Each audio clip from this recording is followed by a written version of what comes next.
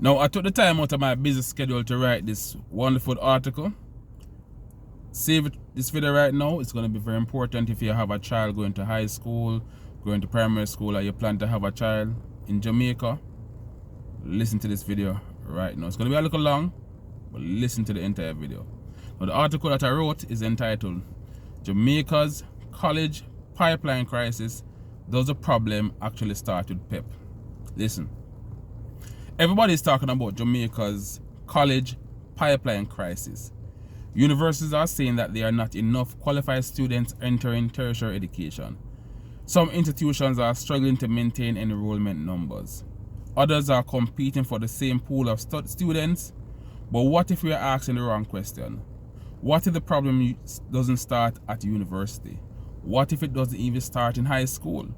What if the roots of the crisis can be traced all the way back to PEP? Think about it. Every year, thousands of Jamaican students sit the primary exit profile examination. The results are usually divided into categories such as highly proficient, proficient, nearly proficient, and developing. The students who score in the highly proficient category are often placed in the country's most academically competitive high schools. So they go to the traditional high schools. Now, these schools typically have stronger academic traditions, higher expectations, better examination performance, more CAPE subjects, and a larger percentage of students progressing to university. Now, in other words, many of the students most likely to enter tertiary education are already being identified at age 11 or 12. Okay. Now, let's follow that student's journey. A child enters primary school. They sit PEP, they are placed into a high school.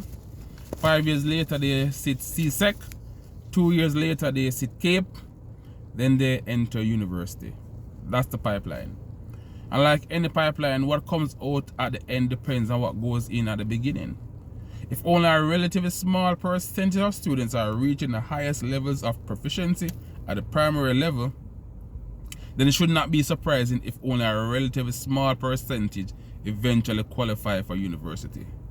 Now, this doesn't mean PEP determines a child's future. Many students improve dramatically after PEP. Many students outperform expectations.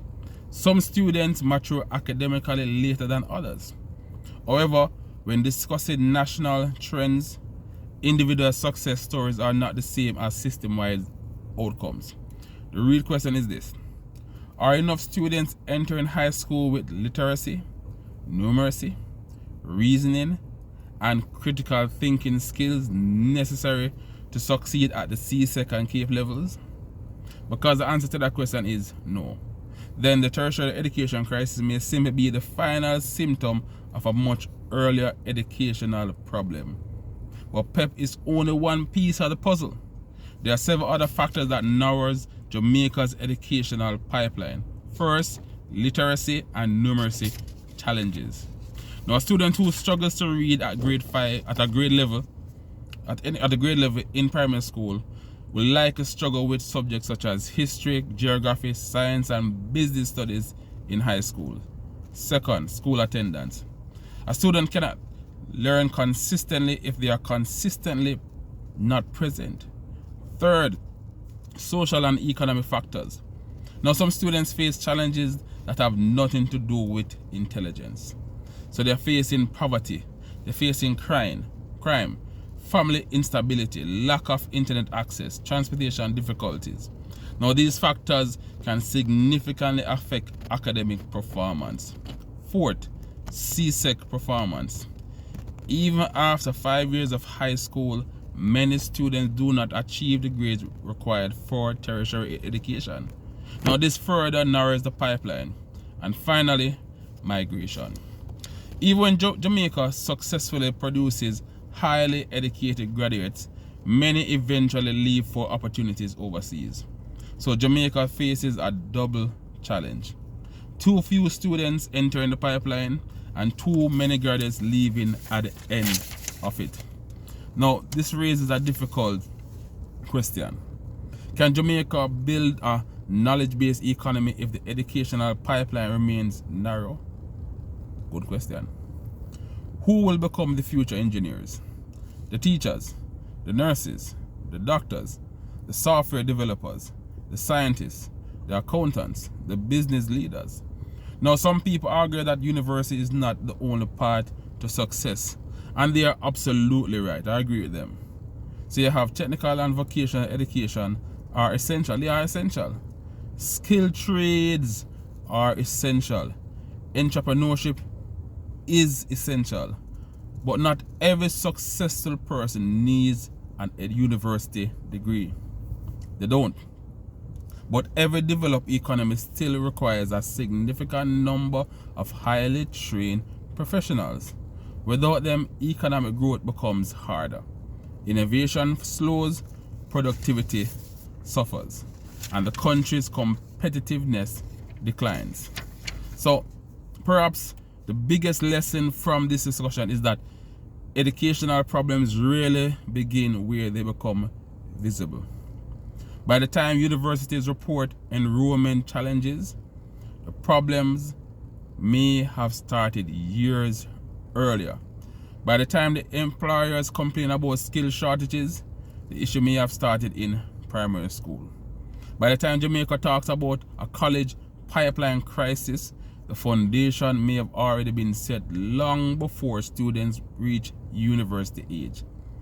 So maybe the real conversation shouldn't be about university admissions. Maybe it should be about how many students are mastering literacy, numeracy, science, and critical thinking skills before they ever sit a PEP exam. Because if the foundation is weak, the pipeline will always be narrow.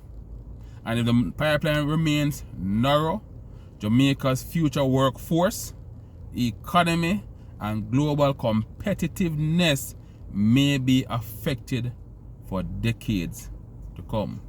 What are your thoughts? What are your thoughts? Because this is what a lot of persons are talking about. This is what a lot of persons are seeing. What are your thoughts? We have to look at the foundation. Just like a house. A weak foundation, you're going to bound to have problems. The foundation has to be secure, done right. How you start can make a big impact on how you finish. So people, this is a discussion. You can always comment below. Let's talk about it, because if you're a parent, this is a video for you. If you're a future parent, this is a video for you. We have to look at the root causes. Comment below, share this video. Let's have a discussion. My name is Will, and I'm out.